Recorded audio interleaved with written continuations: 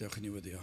Diolch yn i ti o Dduw am y fraint unwaith eto cael dod ger dy fron i ni yn cyflwyno'n hamser i ti ac yn gofyn i ti i drigyrhau ac i bresynoli dy hun yma neu'n plydd. Tywallt dy lan ysbryd arnom. I ni'n gofyn hyn oll trwy enw ac eiddiant yn harglwydd Iesu Grist. Amen. Gech atgoffa mi'n hoedfa nos Iau, hoedfa'r Pasg, am hanner awr wedi saith yma yn y capel fe fydd Mr Geraint Jones o Drefor yn pregethu i ni. Felly nos Iau yma am hanner awr wedi saith, a gyda'n hoedfa arferol ar y Sul am hanner awr wedi 3. Nawr, gadewch ni ddarllen o air Duw. Genesis pennod 6 ac yn dechrau yn yr adnod gyntaf. Genesis pennod 6 ar adnod gyntaf. Yna y bu pan ddechreuodd dynion amlhau ar wyneb y ddaear a geni merched iddynt weled o feibion Duw ferched dynion mae 10 oeddynt hwy a hwy y gymerasant iddynt wragedd o'r rhai oll a ddewis asant. A dywedodd yr arglwydd, nid ymrysona fy ysbryd i a dyn yn dragywydd o blegyd mae cnawd yw e fe a'i ddyddiau fyddant 20 mlynedd a chant. Cewri oedd ar y ddaear y dyddiau hynny ac wedi hynny hefyd pan ddaeth meibion Duw at ferched dynion a phlant o'r rhai hynny iddynt, dyma'r cedir na fi wyr enwog gynt. A'r arglwydd a welodd mae aml oedd drygioni dyn ar y ddaear a bod holl fwriad meddylfryd ei galon yn unig yn drygionus bob amser. Ac edifarhaodd ar yr arglwydd, wneithir ohono ef ddyn ar y ddaear, ac efe a ymofidiodd yn ei galon. A'r arglwydd a ddywedodd, deleiaf ddyn, yr hwn a greais oddi ar wyneb y ddaear, o ddyn hyd yn ifael, hyd yr ymlusgiaid a hyd y hediad yn efoedd canys y mae yn edifar gennyf ei gwneithir hwynt. Ond Noa gafodd ffafr yng ngolwg yr arglwydd.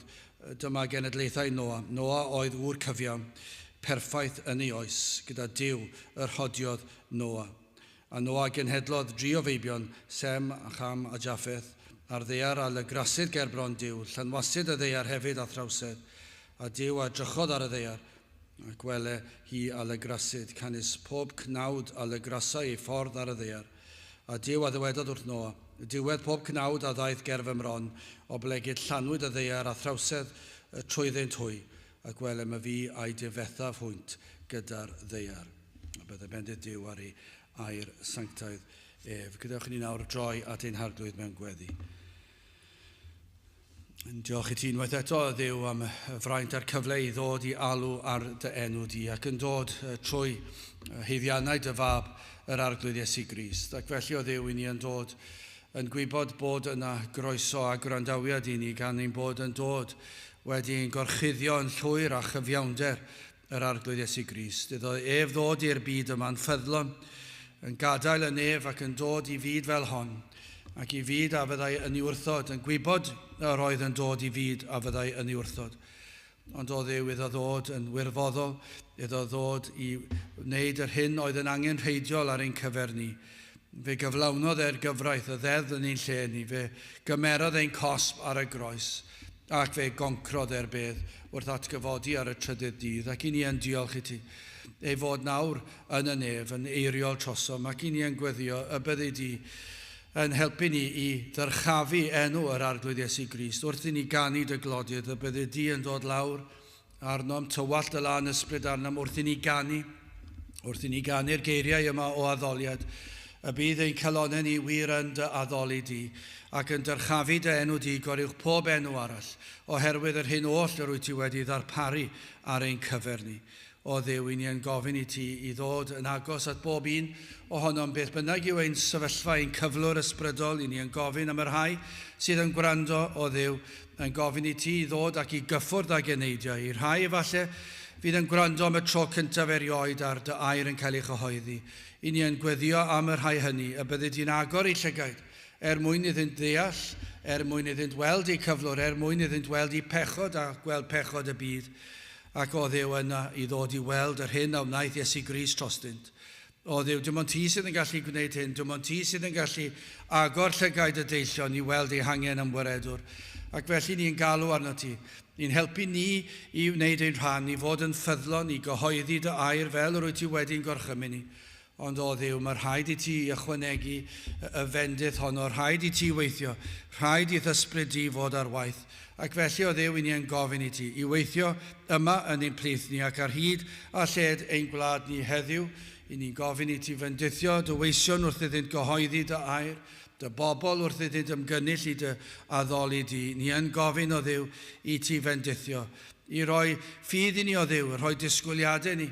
Madden ni bod ein disgwyliadau ni mor isel, mor aml. Madden ni bod ni'n mynd yn ddigalon mor gyflym wrth i ni weld pa mor galed yw cyflwr eneidiau.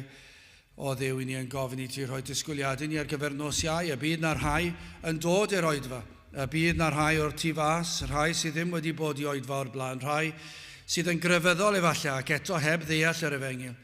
O Dduw, i ni'n gofyn i ti i'w dwy'n hwy ata ti dy hun trwy dy ras sydd yn anorchfygol. I ni'n cyflwyno'r was i ddofel di yn gofyn i ti rhoi nerth corfforol, ond hefyd nerth o ddifri i gyhoeddi dy air yn ffyddlon, ac y bydd na fendydd ar yr holl noson. Felly o Dduw, teir nawr, bendithio ni, diogela ni rhag ymysodiad ar un drwg, helpa ni yn ein haddoliad, i ni'n gofyn hyn oll, trwy enw ac heiddiant ein harglwydd Iesu Grist. Amen.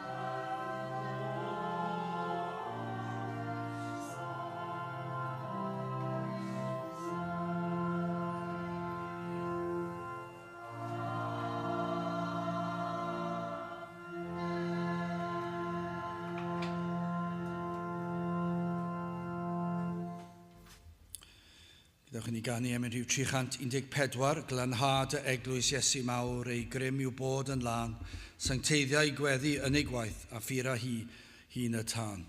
314 gyn ni sefyll i'w chanu.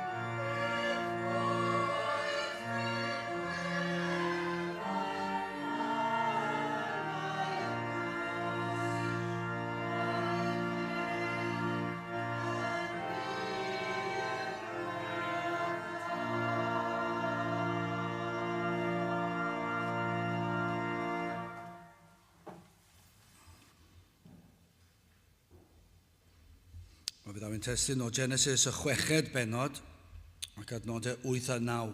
Genesis 6, adnod 8 a 9. O Noa a gafodd ffafr yng ngolwg yr arglwydd. Dyma genedlaethau Noa. Noa oedd ŵr cyfiawn, perffaith yn ei oes, gyda Duw yr rhodiodd Noa.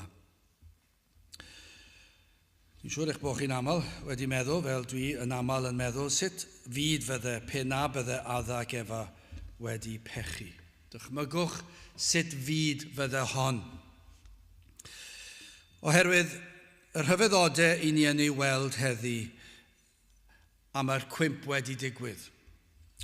Yr prydferthwch i ni yn ei weld o'n cwmpas ni yn rhywbeth anhygoel. Ac os ych chi'n mynd o le i le, fe welwch chi, allwch chi fynd rownd rhyw gornel a fe welwch chi brydferthwch. Os ewch chi ar ben mynydd, fe welwch chi brydferthwch. Os deffrwch chi'n gynnar yn y bore, fe welwch chi brydferthwch, yr haul yn gwawrio ac yn hwyr yn y nos, fe welwn ni hi'n machlyd. Ac mae e'n bert, ond yw e gweld y lliwiau hynny yn gweld prydferthwch byd natur ei hun, mae e yn anhygol. Ac o'r ychydig bach dwi wedi teithio rhywfaint, ond dim llawer, a dwi ddim wedi bod i lawer o wledydd fel mae'r rhai wedi bod, ond dwi wedi bod i rai. Ac o'n i'n meddwl bod Cymru'n bert, ac yna chi'n mynd i rywle arall, chi'n meddwl, wel, mae hwn yn bert, a mae hwn yn fawr. A dwi wedi gweld rhaglenni, a dwi wedi gweld llyfrau yn dangos lluniau o fynyddoedd a moroedd a chymoedd a chodwigoedd, ac maen nhw'n edrych yn anhygol. A mae hwn i gyd ar ôl y cwymp. Mae e'n byd o brydferthwch ar ôl i Adda ac Efa bechu. Mae'n anhygol. Ac yna pan ni'n meddwl am fyd natur o ran yr anifeiliaid, dychmygwch. Ni'n meddwl gyda ni gŵn adre ac maen nhw'n gwmni anhygol, maen nhw'n mor ffyddlon. Ond dychmygwch chi pa mor ffyddlon fydden nhw petai dim pechod yn y byd. Ond dychmygwch chi petai chi'n gweld anifeiliaid gwyllt, llewod a teigrod. Dychmygwch chi mynd allan i wledydd lle mae yna lewod a teigrod ac maen nhw'n hyfryd i edrych arnyn nhw.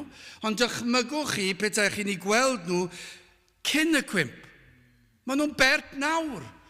Maen nhw'n rhywbeth i edrych arno nawr i chi'n cael rhyw fath o sioc wrth weld lluniau ohonyn nhw.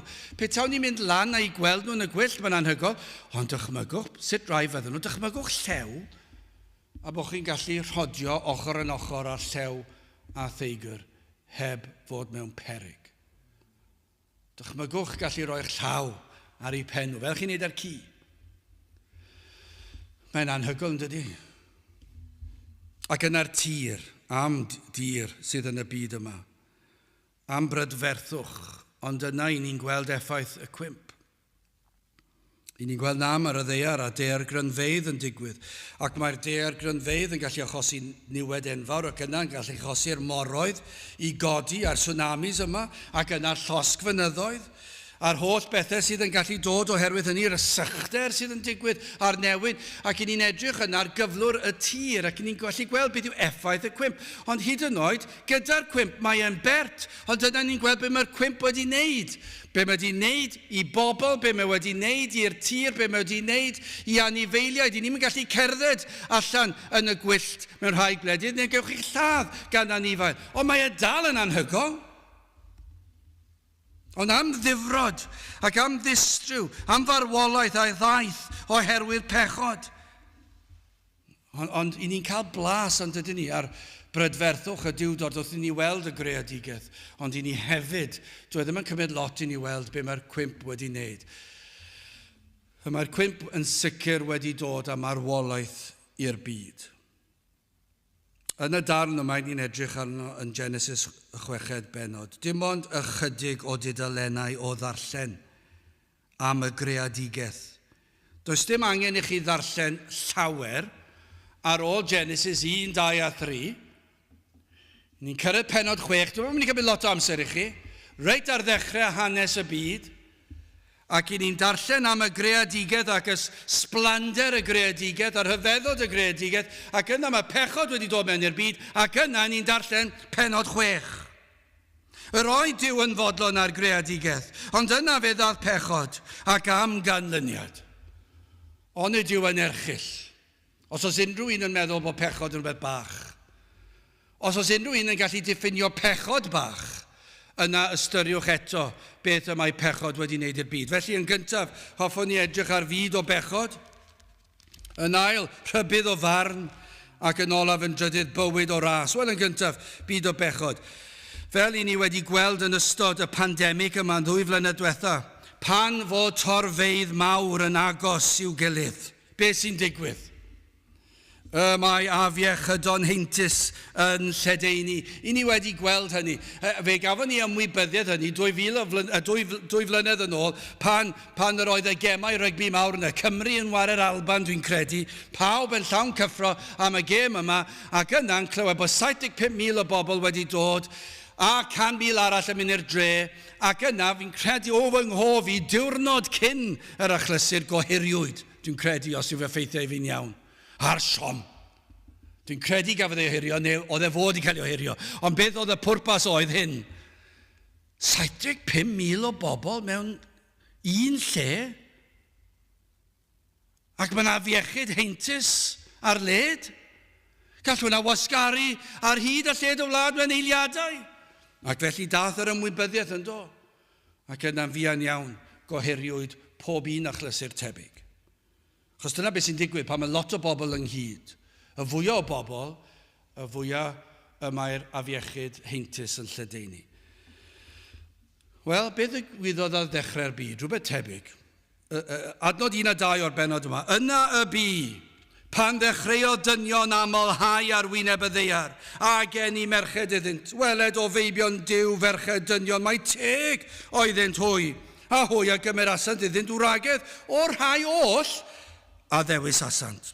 O, ni'n gweld o ganlyniad I gwymp dyn, fe ddath pechod, a ma fi iechyd marwol a heintus yw pechod. Mor drist I weld sut y mae yn lledaenu, a sut y mae yn dylanwadu drwg, ac sut mae'n gallu cael y fath effaith I ni'n weld e fan hyn, fe reit ar y dechrau. Sut y mae pobl yn dilyn y dorf, a pan dechreuodd ddeiar boblogi, fe ddath fwy o bechod. Ac yn dilyn y dorf, yn dilyn yr hyn y mae'r mwyafrif yn ei wneud. Ond nid dyma yw'r broblem. Dyma'r broblem gyda'r cyfryngau. Pa mae'r cyfryngau yn normaleiddio pechod, mae pawb yn meddwl fod yn iawn. Ac yna pa mae torf yn dod ynghyd, ac os yw'r pawb yn ymwneud â phechod, mae pawb arall yn dilyn yr un patrwm ac yn meddwl ei fod yn iawn. Dyna pa mor heintus yw pechod. Mae pobl yn copio'i gilydd ac yn cael ei dylanwadu. Dyw iechyd ddim yn heintus, ond mae afiechyd mae pethau yma, mae pechod yn heintus. Sut y mae dyn yn cael ei reoli gan chwantau'r cnawd. I ni'n gweld fan hyn, dyma'r broblem.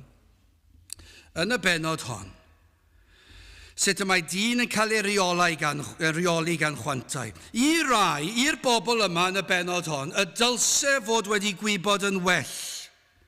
Yr oedd rhain yn gwybod yn well. Yr oedd Duw wedi dweud wrthynt sut yr oeddent I fyw. Ac eto, beth wnaethon nhw, fe ddewison nhw wragedd, nid yn ôl yr hyn y dylsent fod wedi ystyried mewn gwraig. Fe ddewison nhw gwragedd roedden nhw'n hoffi o ran golwg yn unig, a'r chwant y cnawd, a'r anfoesoldeb oedd yn dod ag hynny. Yr hyn y dylsen nhw fod wedi wneud mor wahanol. Dylsen nhw fod I ystyried rhywbeth arall. Sut y bydd yr un y cymerasant fel gwraig, dylse fod wedi helpu nhw I fyw I ogoneddu Duw a mwynhau ei gwmnïaeth. Ond na, wnaethon nhw ddim wneud na. Wnaethon nhw ddim edrych ar y gwragedd o'i cwmpas, rhywbeth sydd yn iawn ac yn gywir I wneud. Ond beth wnaethon nhw, oedd edrych ar un yr oedden nhw'n meddwl oedd yn bert yn unig, ac yn meddwl, fe ai ar hyd honna, ac yna llall, ac pob math o bethau. Ond beth ddylsen nhw fod I wneud, yr un dwi am fel gwraig, yr un dwi'n mynd I treulio amser yn byw gyda hi, yw un sydd yn mynd I fy helpu fi I ogoneddu Duw ac I fwynhau ei gwmnïaeth. Dyna'r un dylsen nhw fod wedi wneud, ond na, eithon nhw'n ôl dymuniadau'r lygad, chwantau'r cnawd. Beth ddigwyddodd wedyn? I ni'n sôn am Genesis penod 6. Ni ddim yn sôn am datguddiad, miloedd o flynyddoedd yn ddiweddarach. Na, i ni'n sôn ar ôl y cwmp. Dyma be mae pechod yn ei wneud. Fe nath yr un broblem bryd hynny ag yw e heddi. I ni'n ei weld e. Dyma oedd y broblem. Balchder dyn chwant y cnawd. Ac fe arweiniodd hyn at ymbellhau pellach o bethau Duw. Yr oedden nhw'n barod wedi ymbellhau o Dduw, ond nawr maen nhw'n ymbellhau fwy.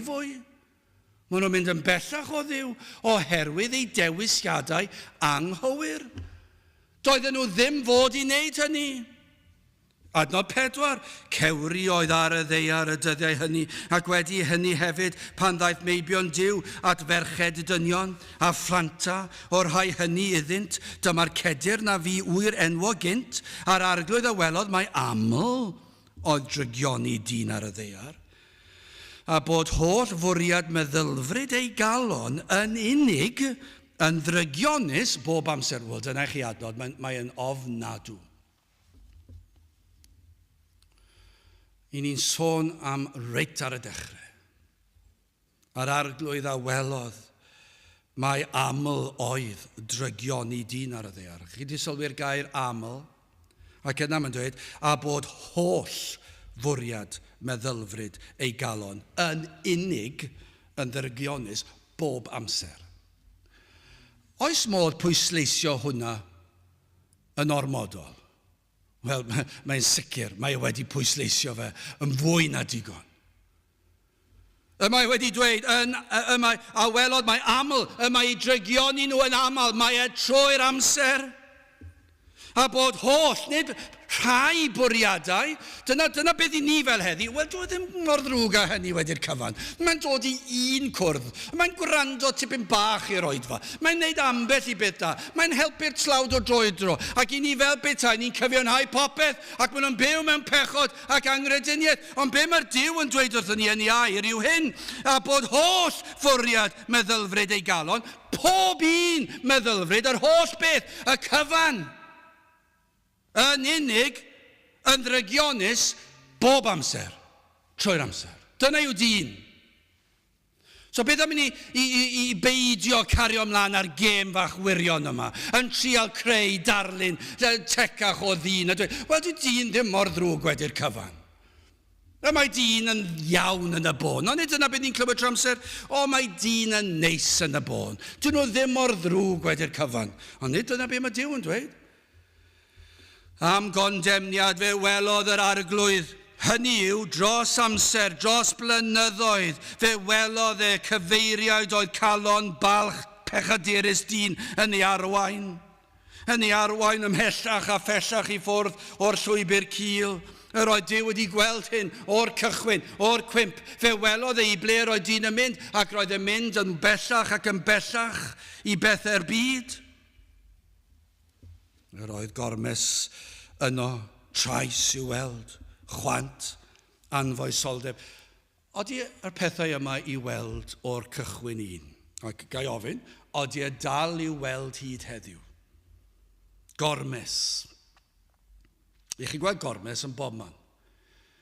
I ni'n ei weld yn awr yn y newyddion pan mae un gwlad yn gormesu gwlad arall, ac mae pawb yn dweud pa mor ofnadwy yw e, ac mae e'n afiach yn dweud.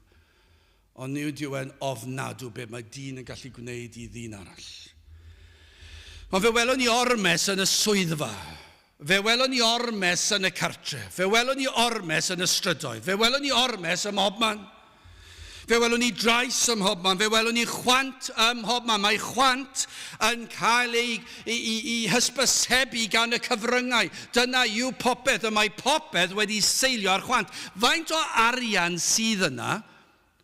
Petai chi'n tynnu chwant allan o'r sefyllfa'r byd, byddai'r wlad, y gwledydd y byd, yr holl byd, o ran yr economaidd, yr cyflwr economaidd y byd, yn mynd ar ei ben yn syth, achos mae chwant mor bwysig, ond yw e, mae chwant yn gwerthu popeth, rhaglenni, papurau newydd, dillad, clybiau nos, tafarndau, ond nid yw, heb chwant, byddai'r pethau yma ddim yn llwyddo.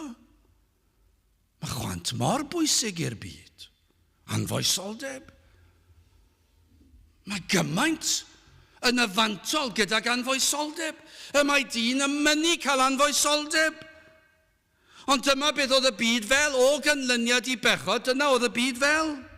Ond dyma be welodd Duw, adnod 6, ar arglwydd a welodd mae aml oedd y drygioni dyn ar y ddear, a bod holl fwriad meddylfryd ei galon yn unig yn ddrygionus bob amser. Gwelodd, sylwch hyn, ei feddyliau.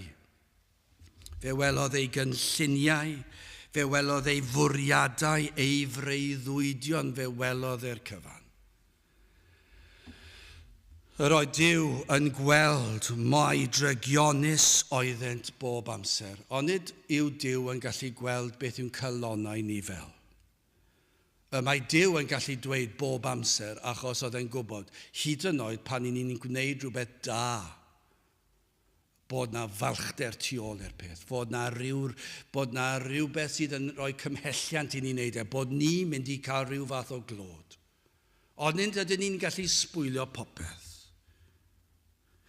Un peth yw gweld y weithred, ond ceir olwg arall ar y weithred pan yn deall i'r unigolyn fwriadu, cynllunio'r weithred. A be mae Duw yn dweud fan hyn yw, nid ar hap oedd hyn, ond yr oedd dyn yn fwriadol byw fel hyn. Nid esgylistod sydd fan hyn, ond pechu bwriadol. Ond nid yw yn ddarlun teg o'r byd, ac hyn o'r cychwyn un.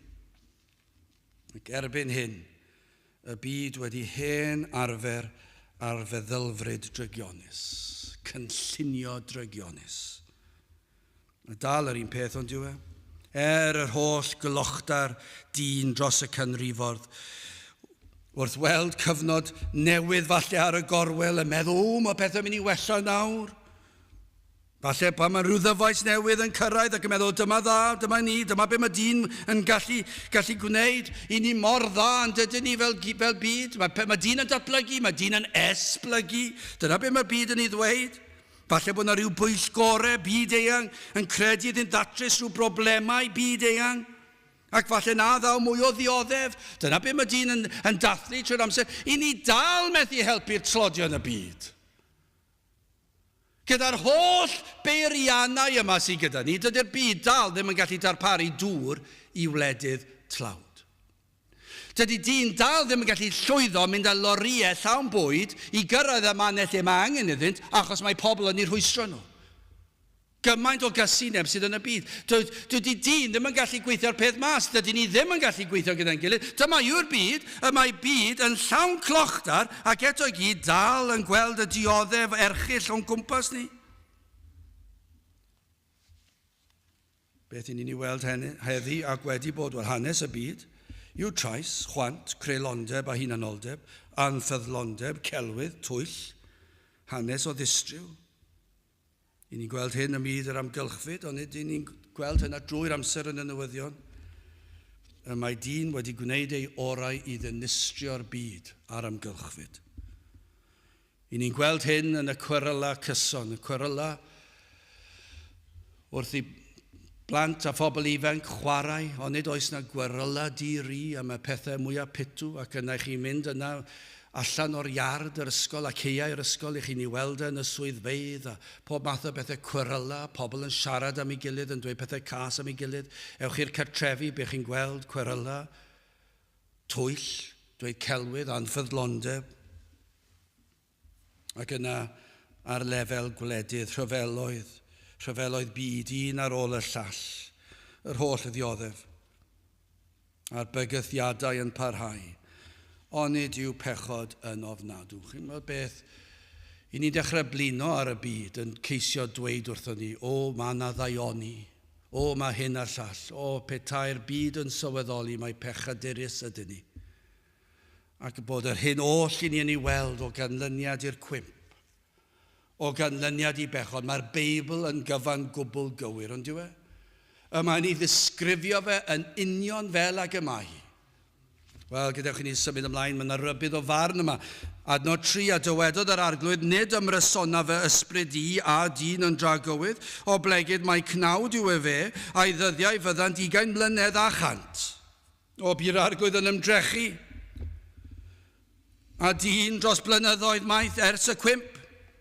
Yn rhoi cyfle ar ôl cyfle, ond gwelwn yma'r cyfeiriad at gnawd yma yn yr adnod. Ond nid oedd dyn wedi dangos y ffordd yr oedd ei bechod wedi peri iddo syrthio i lefel anifeilaidd o fyw. Yn gwneud ei ddewisiadau ar sail bodloni chwantau'r cnawd. I ni wedi gweld hynny'n barod ac i ni dal yn ei weld e. Pam fod yna dor priodas mor aml?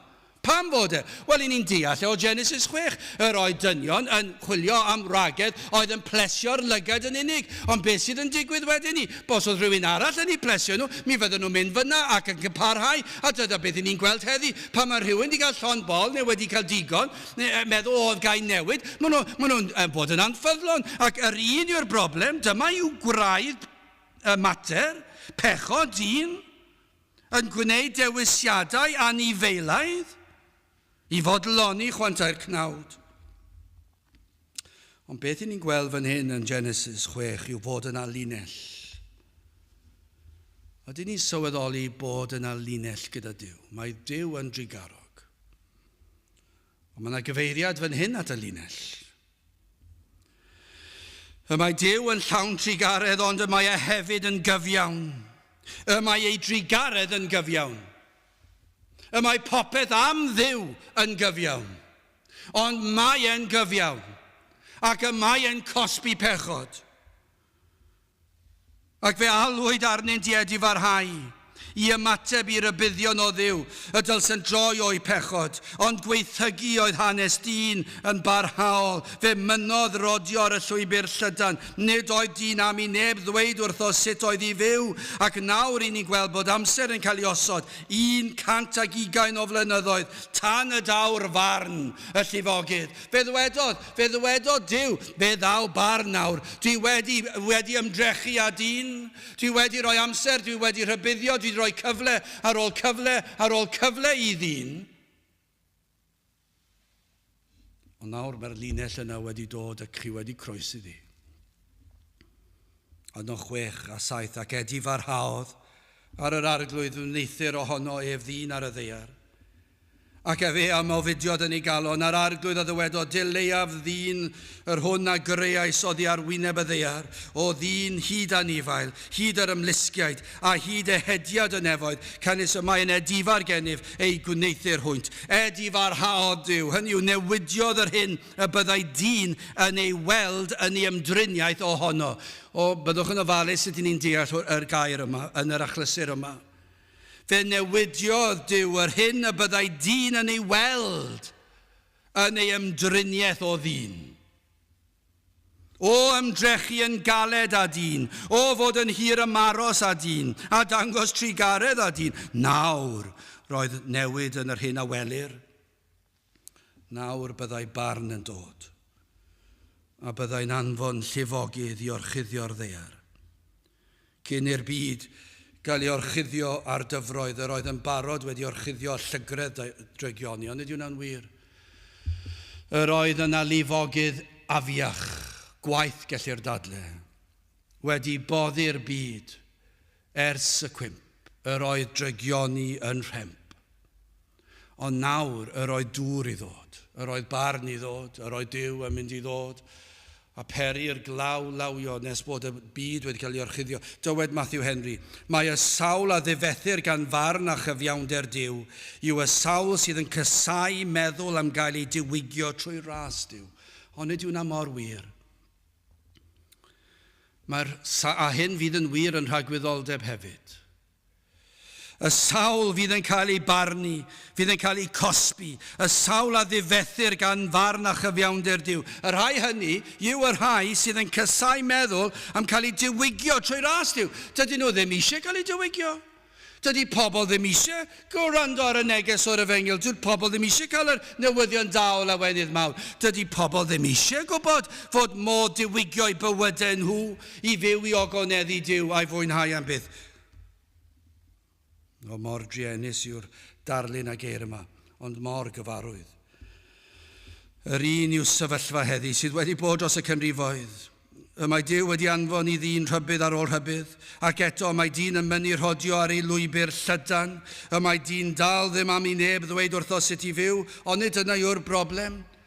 Dyna yw'r broblem yn y capel hefyd. Does dim gwahaniaeth nag oes. Does dim gwahaniaeth mewn cynulleidfa yn y capel a'r rhai sy'n tu fas. Pethau chi'n meddwl am y rhai sy'n tu fas nawr fel cynulleidfa, ac yn meddwl am y rhai sy'n tu fewn fel cynulleidfa, a'r rhai sydd yn gwrando ar y we fel cynulleidfa, does dim gwahaniaeth rhwng y rhai sy'n tu fas a'r rhai tu fewn. Yr unig gwahaniaeth yw'r un gweledol allanol yw paid bod rhai yn yr oedfa. Ond o ran natur, does dim byd o wahanol. Achos dyw pobl sydd yn dod i gapel, os nad yn y bywyd, dydyn nhw ddim yn licio neb i ddweud wrthynt sut i fyw. Ond nid yna yw sydd wrth raidd y broblem. Os ydyn ni'n treulio amser, ond ni wedi gweld hyn dros y degawdau. Ni wedi gweld hyn 20 mlynedd yn ôl. Welon ni hwn 30 o flynyddoedd yn ôl, 40 o flynyddoedd yn ôl. Ewch i lyfrau hanes bellach nôl. Dyna yw hanes i'r eglwys. Dyw pobl ddim yn licio i neb ddweud wrthyn nhw sut i fyw. Dydy proffeswyr ddim yn licio neb i ddweud bod rhaid fod yn sanctaidd, fod rhaid ymwahanio'r byd. Ac yna mae'n dweud, sdim eisiau mynd i ormod o fanylion, sdim eisiau ni bod fel yna. Mae hwnna braidd yn ddeddfol. Mae'n rhaid i ni fod yn fwy rhydd, yn fwy agored. Dydy dyn ddim yn licio neb i ddweud wrtho sut i fyw. Os ych chi'n dweud, mae disgwyliadau chi ddod i'r cwrdd-gweddi.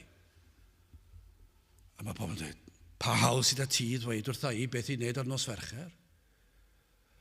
Os ydyn ni'n dweud fe ddylsech chi fod yn y cwrdd pobl ifanc, pa hawl sydd gyda chi ddweud wrtho ni fod yn y cwrdd pobl ifanc? Hyd yn oed os ni'n dweud bydde fe'n llesol i chi, mi fydde fe'n dda i chi, i'ch enaid chi. Ond ydy dyn ddim yn licio fe. Os ydyn nhw yn y byd. Does dim gwahaniaeth, ewch chi allan ar y stryd. Os ewch chi lan ar rhywun ar y stryd ac yn dweud wrthyn nhw bod rhywbeth yn anghywir, bod rhywbeth yn dwyllodrus, bod rhywbeth yn dreisgar, bod rhywbeth yn anfoesol, mi fydden nhw'n edrych yn hirta nhw chi llawn casineb, efallai yn eich dyrnio chi hyd yn oed. Dyna casineb dyn. Ond does dim gwahaniaeth tu fewn neu tu fas i'r capel nag oes. Y mae dyn dal i addoli ei hunan. Y mae dyn dal yn cyfiawnhau'r dulliau a mae'n gwneud ei benderfyniadau.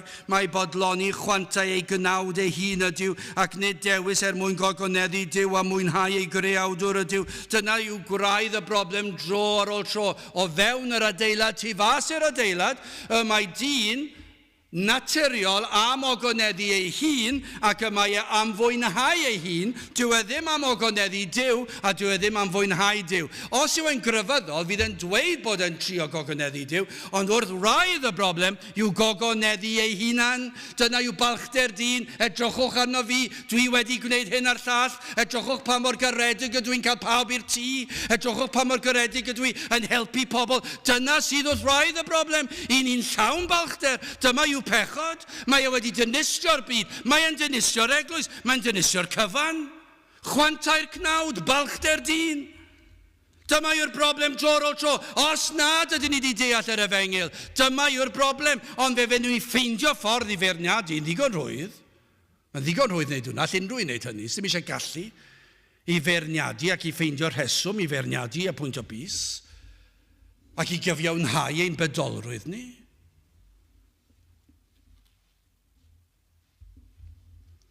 Ond am rybydd sydd fan hyn. Am rybydd roedd o Dyw trwy Noa. Roedd 120 o flynyddoedd yn mynd i fynd ac yna fydd ar linell wedi chroesi. Fe ddaw'r llifogydd. Fe fydd dyn yn atebol ac yn camu dragwyddoldeb. Mae yn frawychus ond dyw e. Ac am rybydd sydd wedi bod i ni yma yng Nghymru, yn ngwledydd yr holl fyd, mae Dyw wedi rhoi y fath rybydd i ni dros y 2 flynedd diwethaf yma yn ystod y pandemig ac nawr y rhyfeloedd yma sydd yn digwydd. Os fi oedd na gyfnod yn hanes y byd, mae Dyw yn dweud, deffrwch, ystyriwch, ydych chi yn y bywyd, ystyriwch eich pechod. A beth i ni'n gweld? Dyw dyn dal ddim yn troi at Dyw. Dydy'r eglwys ddim yn troi Dduw. Drychwch arno ni heddi. A'r dewis yw, na, ni ddim eisiau cefnogi pregethu. I ni ddim eisiau pregethu fel hwn o leia. I ni ddim eisiau dod i hybu yr efengil yn cael ei chyhoeddi. I ni ddim eisiau neud dim byd o'r fath. I ni eisiau prynhawn yn y tŷ. I ni eisiau gorffwys. Dyna beth mae'r eglwys yn ei wneud heddi. Be maen nhw'n wneud heddi? Sawl un heddi sydd ar y traeth. Sawl un heddi sydd yn y parciau. Pa mae'r efengil yn cael ei phregethu. Mae e'n warth ar ein gwlad ni, ond yw e? Ydrychwch arno ni. Fe ddylai'r lle yma fod yn orlawn, nid oherwydd pwy sy'n pregethu, ond oherwydd bod yr efengil yn cael ei phregethu. Ond does dim diddordeb nag oes. Ac ar ôl 2 flynedd fel i ni wedi cael, mae Duw wedi dweud, mae yna rybydd yma. Yw'r ail ddyfodiad ar fi'n dod. Dydyn ni ddim yn gwybod nag un. Mae pob ymddangosiad yn dweud wrthyn ni fod Crist ar y ffordd. Wrth gwrs bod ar y ffordd, ond ni ddim yn gwybod pryd. Ond yma'r ysgrythyr, darllenwch yr ysgrythyr, mae'r arwyddion i gyd yno. Mae nhw gyd yno, mae e'n dod. Ac mae rhaid i ni fod yn barod ar ei gyfer e. Dyma i chi rybydd. Mi roedd Noah yn gwybod 120 o flynyddoedd. Roedd rhaid i fe ddechrau adeiladu'r arch. Yr oedd y dŵr yn dod y lawr ac roedd pobl yn cario ymlaen a'u bywydau yn anwybyddu'r ffaith y bod na farn yn dod arnynt. Nam rybydd.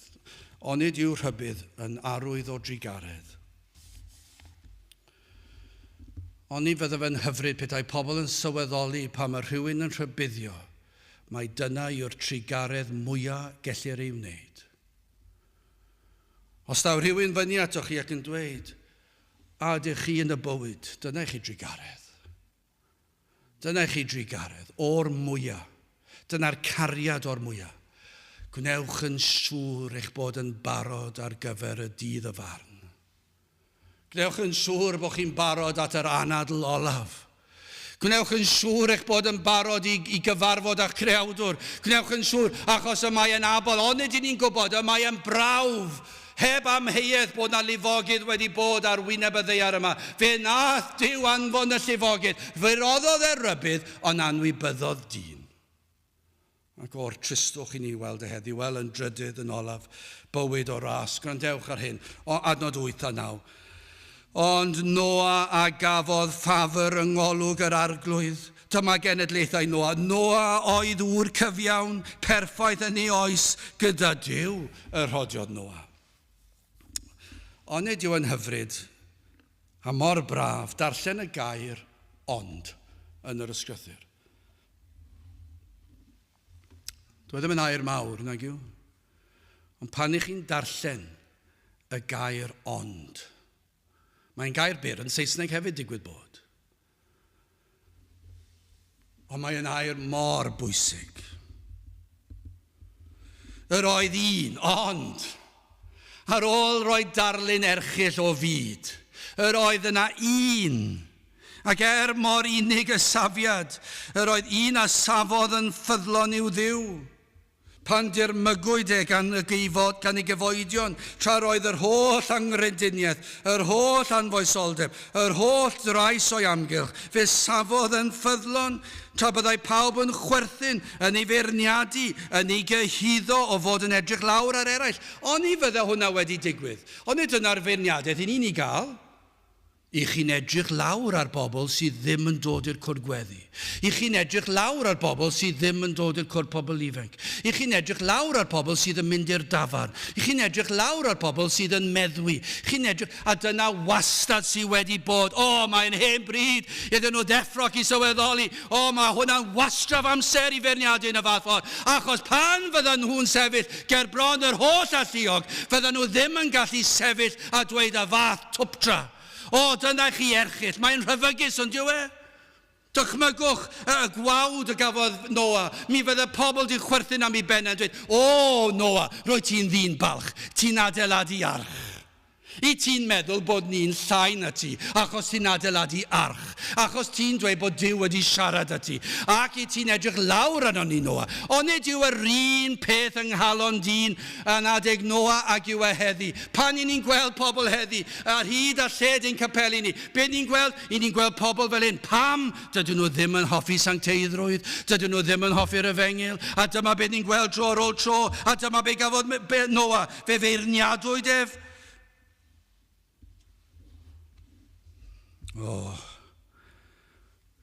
Mae yn driennus ond yw e, bod yr un peth yn digwydd hyd heddi. Lle ceir rhai ffyddlon? Oes yna rai ffyddlon ar ôl?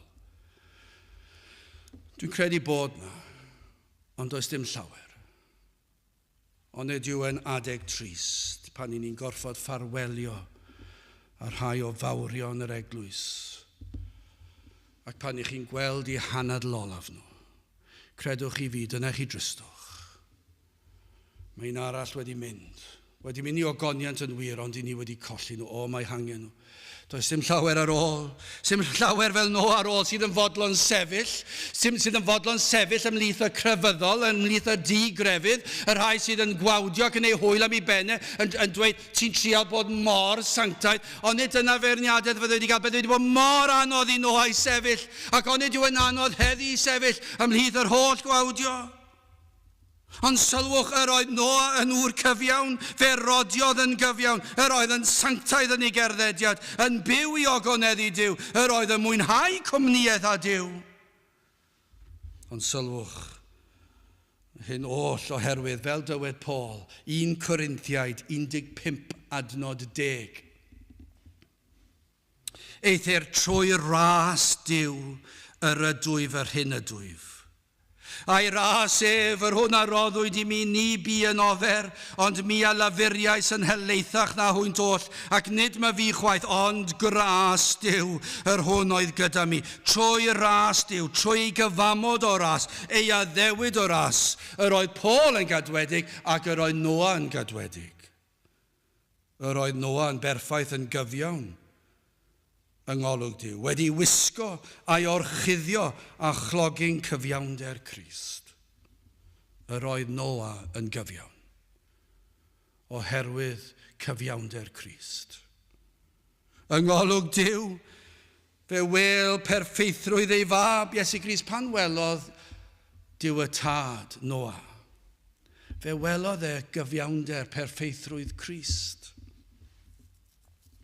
Fe wel bod gwaed Crist wedi olchi'n lan, ei fod wedi derbyn yr hodd o ffydd i ymddiried yn ei ddiw, fod ei enaid yn ddiogel, trwy ffydd bu fyw ei fywyd yn edrych at yr un anweledig. Dyna beth oedd yn wir am Noa.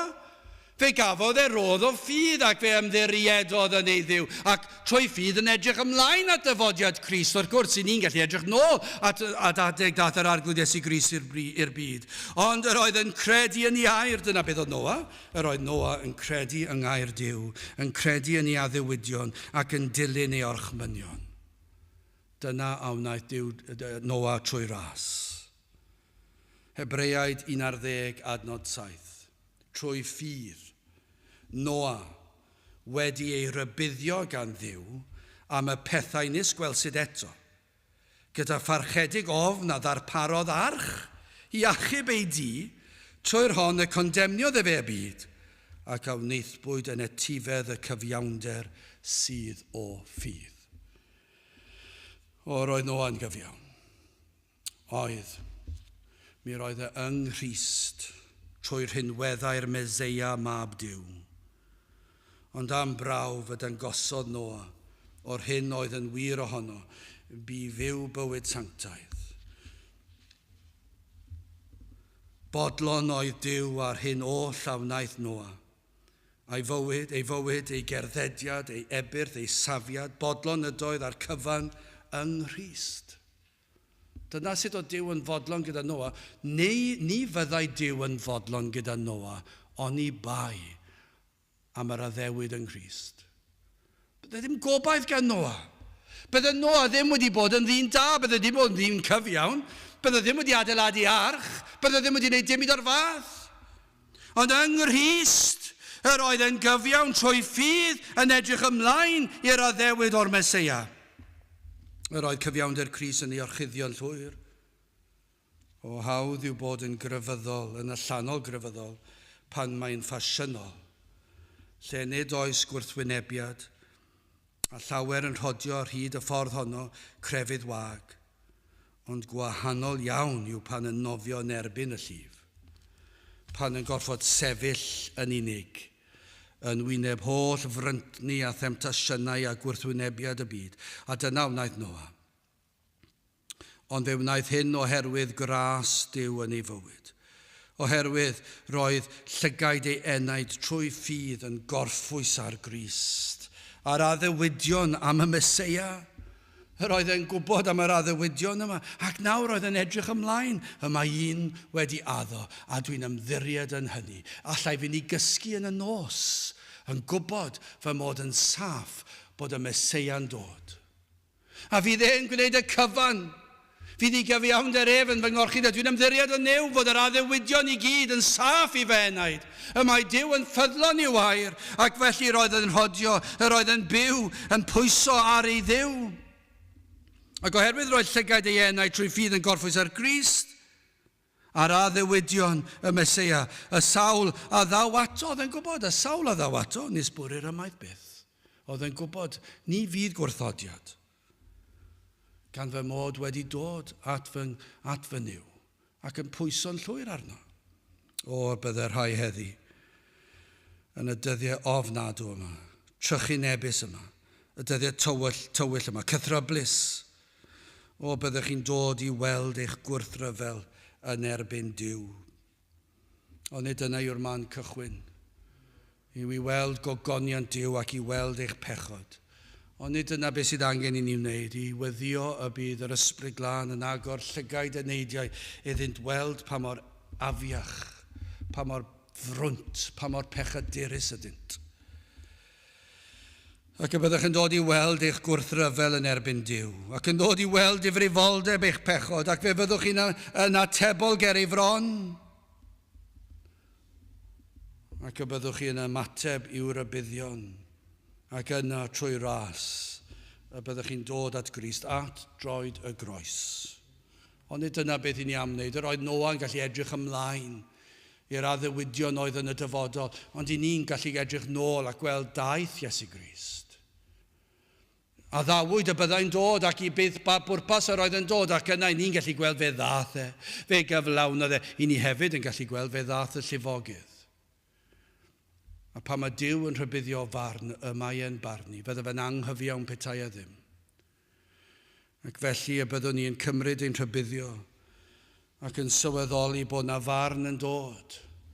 Ac felly rhaid i ni fod yn barod. Sut fedrwn ni fod yn barod? Wel, trwy ddod at Grist, trwy ddod at y groes, trwy cyffesu ein pechod, trwy edifarhau ac i bledio am trigaredd. Ond wrth ddod ac wrth bledio fe fydd trigaredd, gan ei fod wedi addo.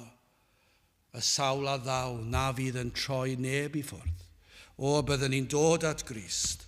Tra bod cyfle, Noa a gafodd ffafr yng ngolwg yr arglwydd. Noa oedd ŵr cyfiawn, perffaith yn ei oes yng Nghrist, perffaith yn ei oes. Ac yna sylwch hyn, a dyma i chi wahaniaeth mawr. Dyma chi sy'n profi chi bod gwir gwaith gras wedi digwydd yn ei fywyd, gyda Duw y rhodiodd Noa. Gadewch i ni weddio.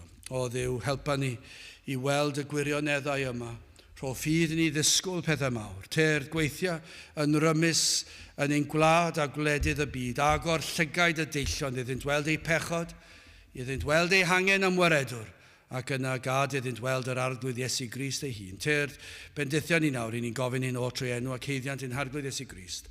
Amen. O, gadewch i ni orffen ein gwasanaeth trwy gael ni'r emyn rhif 521 o ysbryd pur nefolaidd cyn elwi lawr i'r bedd trwy ryw athrawiaeth hyfryd gad i mi brofi o'th hedd. 521 gen i sefyll i'w chanu.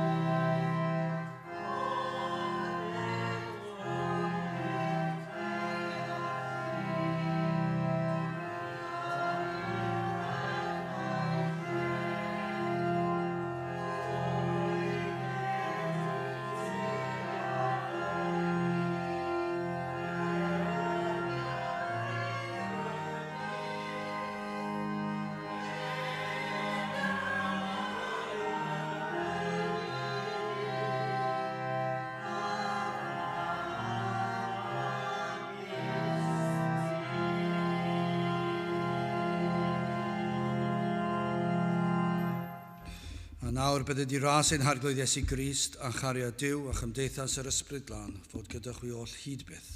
Amen.